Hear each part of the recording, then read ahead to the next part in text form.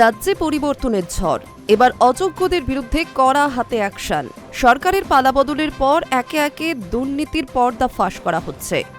আর এবার যারা দুর্নীতি করে শিক্ষকের চাকরি পেয়েছিলেন, সাদা খাতা জমা দিয়ে চাকরি পেয়েছিলেন, সেই সমস্ত অযোগ্য শিক্ষক ও শিক্ষাকর্মীদের সুদ সহ বেতন ফেরানোর ব্যাপারে সক্রিয় নতুন সরকার। স্কুল শিক্ষা দফতরের তরফে সমস্ত জেলাশাসককে চিঠি পাঠিয়ে বেতন ফেরত নেওয়ার ব্যাপারে প্রয়োজনীয় পদক্ষেপ করার নির্দেশ দেওয়া হয়েছে।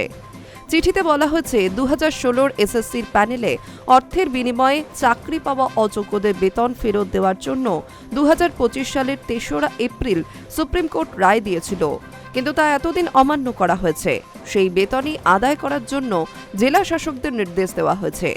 কিভাবে সেই টাকা তারা আদায় করবেন তা অবশ্য এখনই প্রকাশ করা হয়নি।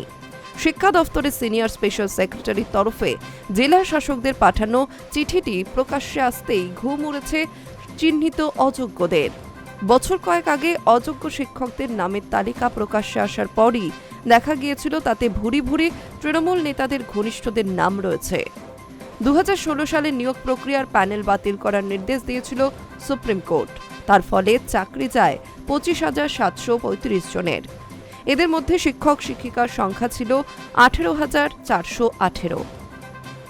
নবম, দশম ও একাদশ দ্বাদশ শ্রেণীর শিক্ষক নিয়োগের সেই পরীক্ষায় শেষ পর্যন্ত 1,806 জনকে অযোগ্য শিক্ষক হিসেবে চিহ্নিত করা হয়েছিল।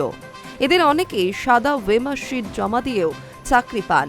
ভূগোল বিষয়ের এক পরীক্ষার্থী মাত্র 12টি প্রশ্নের উত্তর লিখেই মেধা তালিকায় তৃতীয় হন।